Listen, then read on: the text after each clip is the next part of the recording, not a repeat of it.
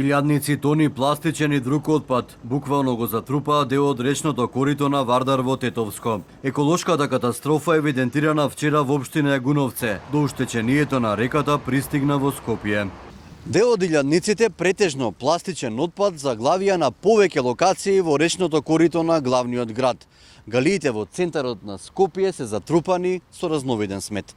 Жителите на Јагуновце велат дека ваков екоцид не паметат. Отпадот е резултат на дивите депонии покрај Вардар, кој завршил во реката со зголемување на водостојот, но голем дел од сметот тврдат дека некој намерно го фрлил во коритото. Таа количина, значи од 4 до 4 да речеме попладне да нонстоп да си тече по вода.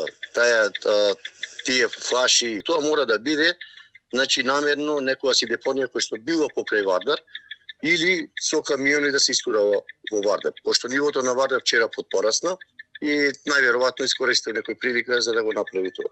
Вардар во незиниот горен тек во повеќе наврати сардисан. Во Гостивар минатиот месец реката пресуши, се појави помор на риби. Минатата недела Вардар побеле. Мештаните прстот го вперија во сепарациите, но и хидроцентралите кои не ги запазуваа стандардите за работа и биолошкиот минимум на вода во реката. Екоактивистите велат дека затрупаната река со смет е класичен симптом на неуспех на институциите. Хроничниот проблем со депониите покрај реката мора итно да се реши. Проблемот со депониите е масивен на ниво на цела територија и е хроничен.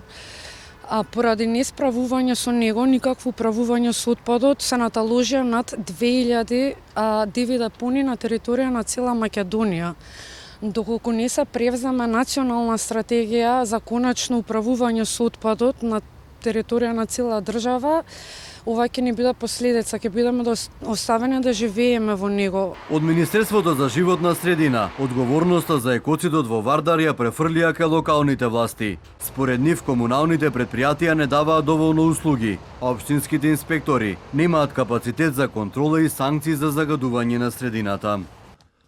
Во моментот сме во фаза на подготовка на измени на Законот за инспекцијски надзор во животна средина со цел воспоставување на единствен систем на инспекцијски надзор што ќе овозможи поефикасни и поефективна контрола во областа на животната средина. Во меѓувреме апелираме до сите чинители за поголема одговорност во насока на зачувување на чистотата на реките.